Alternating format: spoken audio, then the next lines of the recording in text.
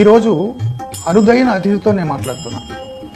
అతడు అనేక యుద్ధముల ఆరితేరిన యోధుడు. సర్వనాశనమైపోయిన రాష్ట్రాన్ని పునర్నిర్మించాలనే ఒక సంకల్పంతో జైలు గోడల్ని బద్దలు కొట్టుకుని బయటకు వచ్చిన చంద్రబాబు నాయుడు ఈ రోజు దేశంలో అమలవుతున్న అనేక పథకాలకు ఆయనే ఆవిష్కర్త, సంపద సృష్టికర్త, సంక్షోభాలను అవకాశాలుగా మలుచుకునే అపర చాణక్యుడు, సైబరాబాద్ సృష్టికర్త, అమరావతి రూపశిల్పి, క్లైమర్ మైన్స్ సైతం భయపెట్టినటువంటి నాయకుడు, రాజకీయ దురంధరుడు, 50 సంవత్సరాల సుదీర్ఘ రాజకీయ అనుభవం ఉన్న రాజనీతిజ్ఞుడు. సాధించిన విజయాలు ఆయన కెరీర్ లో చాలా ఉండొచ్చు, కానీ ఈ ఏడాదిలో ఏం సాధించారనేది చాలా ముఖ్యం. ఊపిరి సలపని స్థితిలో రాష్ట్రం గుడ్లు తేలేసిన పరిస్థితిలో సంజీవిని లాంటి, లైఫ్ డ్రగ్ లాంటి, దివ్య ఔషధం లాంటి నారా చంద్రబాబు నాయుడు అనే నేను సీతారాం జయ సీతారాం, సీతారాం జయ సీతారాం,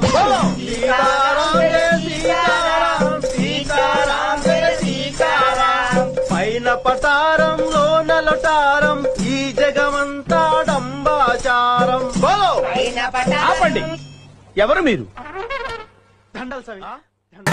కంటెంట్ నచ్చితే సబ్స్క్రైబ్ చేసుకో మావా.